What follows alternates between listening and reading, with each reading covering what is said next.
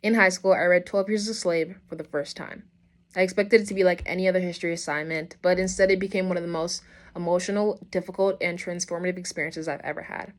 Reading Solomon Northup's words about his fear, his confusion, and his dignity, and the way the entire system dismissed his humanity, lit something inside of me. It wasn't just sadness, although that was a huge factor.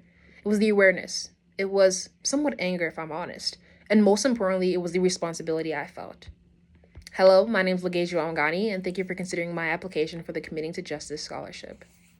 My interest in civil rights and employment discrimination work comes from a simple belief that has shaped me since I was young. We all bleed red. And no one deserves to be treated as if their humanity is worse or less than another person's.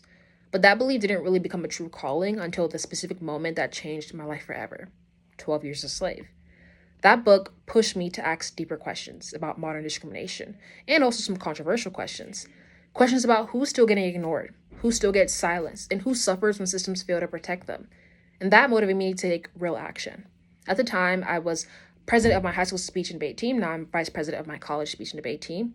So reading 12 Years a Slave inspired me to start using my platform to speak about injustices and spark conversations and encourage other teammates to think critically about whose stories are we amplifying. And I learned that advocacy wasn't only about having a strong voice, but it was using that voice for people who don't have the resources to protect themselves.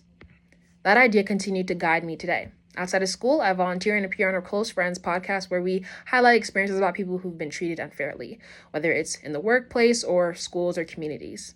My role is to listen, understand, and advocate to give a space where those voices are not overlooked.